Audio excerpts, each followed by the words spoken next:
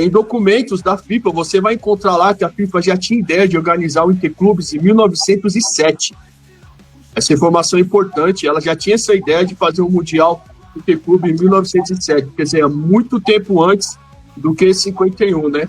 Mas vale lembrar que, né, tem todo esse contexto da Segunda Grande Guerra, né? Infelizmente, né, o mundo parou, o futebol parou, não tinha como ter futebol nessa época. E aí eles tiveram a ideia, né, após a guerra, que a guerra termina em 1945, eles tiveram a ideia de criar uma nova Copa do Mundo. E teria que ser num lugar que não fosse na Europa. A Europa estava totalmente destruída por causa dos conflitos lá. E aí veio a ideia de 1946 de fazer uma Copa no Brasil. Em 1947 já estava tudo certo e programado para que essa Copa acontecesse em 1950.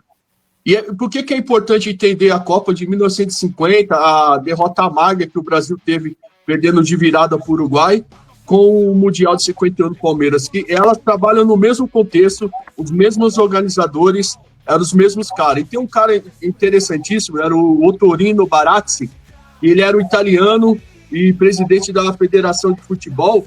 Ele foi o cara que organizou a Copa de 34, de 38 e também a de 50 aqui no Brasil. Era um cara muito influente, também fazia parte da comissão da FIFA, e ele, junto com o Júlio Zimenez, tiveram a ideia de criar esse Mundial de 51. Por quê? Essa Copa do Mundo do Brasil foi criada para o Brasil ganhar. Essa é a realidade. Não é que teve erros, não é nada disso.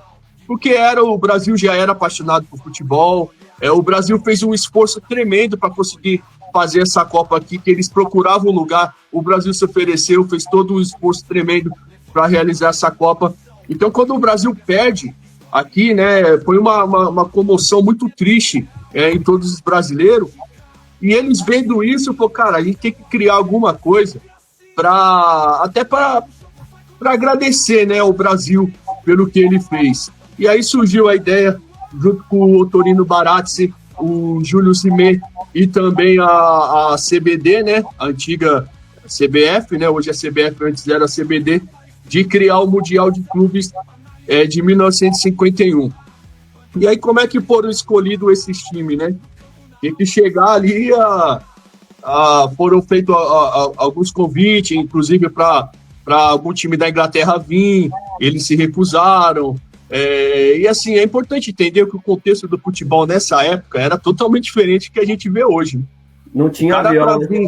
O cara, para sair de um continente para chegar no outro, era 20 dias, às vezes 30 dias dentro de um barco, de um navio. Então, imagina a dificuldade, né? E esse Mundial acontece muito por causa do Ottorino Barazzi, porque ele é um cara muito influente. Foi ele que convidou o time, foi ele que trouxe o time, enfim, e se chegou aos 8 participantes, né? Precisava de 2 aqui do Brasil, né? O Brasil ia ter 2 sedes, São Paulo e Vasco, então tinha que ser um paulista e um carioca. Como se chegar a Palmeiras e Vasco, né? Nessa época, o campeonato mais importante que existia no Brasil era o campeonato regional, né? Hoje a gente não valoriza muito, mas na época era o campeonato regional e foi assim durante muitos anos, né? O regional dava vaga para você disputar o nacional. Então a Taça Brasil, o Robertão, você conseguia a vaga nesse campeonato através do regional, né? E o Palmeiras era o campeão, ele vinha de 4 títulos, né? Ele era bicampeão paulista, tinha ganhado o Rio São Paulo, outro título de menos pressão, e depois ele ganhou o Mundial, que são as 5 coroas lembradas por esse time sensacional do Palmeiras de 51. E o Vasco era o campeão carioca. Então, chegou à conclusão de Palmeiras e Vasco, os 2 principais campeonatos que existiam no Brasil, e os 2 campeões iriam representar o Brasil em suas sedes, né? E também, junto com esse time, a Juventus da Itália, né? O Milan era o campeão italiano, né? Diga-se de passagem, era o Milan o campeão italiano. A Juventus tinha sido campeão em 50. O Milan tinha outro compromisso e aí cedeu a vaga para a Juventus, Estrela Vermelha da Iugoslávia, que era fortíssima. Vale você ver as Copas nesses anos. A Iugoslávia chegava e incomodava, chegava em semifinal, era um time fortíssimo. O Nacional do Uruguai, né? O Uruguai era o bicampeão mundial. Né, o Nacional tinha ali muitos jogadores que disputaram e ganharam essas Copas do Mundo. Então o Nacional hoje a gente vê o futebol uruguai tão enfraquecido, mas nessa época o futebol uruguai era um dos mais fortes, tanto que a gente pega aí vários times uruguai que tem 4, 5 Libertadores, né? Eram times muito fortes. O Sport de Portugal, a Áustria Viena da Áustria e o Nice da França. Então, esses foram os 8 times convidados para participar desse... Na verdade, é Copa Rio Internacional de Clubes, né? É o nome oficial do campeonato. Foram convidados para participar e assim criou-se, né, as regras, tudo, para que começasse esse primeiro campeonato internacional de clubes, né? A FIFA, nessa época, e há muito tempo, ela não organizava campeonatos internacionais de clube. O primeiro campeonato que ela organizou foi o de 2000, né? Realizado aqui no Brasil. Foi o primeiro que a FIFA realizou um campeonato diferente, que envolvesse só clubes. Ela não cuidava dessa parte, era só seleções. Por isso que ela enviou o árbitro, como o Marlon bem disse, enviou a arbitragem, enviou a taça, enviou representantes, estava presente no dia.